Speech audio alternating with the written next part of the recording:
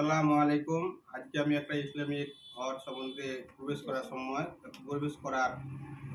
ঘর থেকে বের হওয়ার সুন্নত কি কি সেই সম্বন্ধে একটু বলছি। ঘরে লোকদেরকে সালাম করে বের হওয়া। ঘরের লোকদেরকে সালাম করে বের হওয়া। প্রথমে বাম পা ঘরের বাইরে রাখা। ৩ নম্বর, ঘর থেকে বের হওয়ার দোয়া করতে হবে। ঘরে প্রবেশ করার সুন্নত কি কি?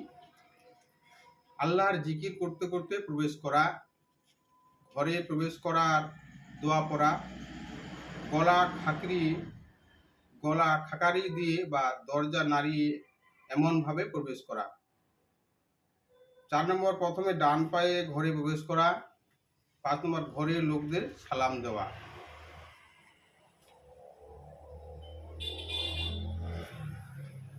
বিখ্যাত কয়েকটি হাদিস শরীফ সম্বন্ধে আমি বলছি। হাদিস শরীফ আমাদের ৬টি, বিখ্যাত হাদিস আমাদের আছে ৬টি। ১ নম্বর বুখারী শরীফ, ২ নম্বর মুসলিম শরীফ, ৩ নম্বর তিরমিজি শরীফ, ৪ নম্বর আবু দাউদ শরীফ, ৫ নম্বর নাসাই শরীফ, ৬ নম্বর ইবনে মাজাহ শরীফ। আসসালামু আলাইকুম। ধন্যবাদ।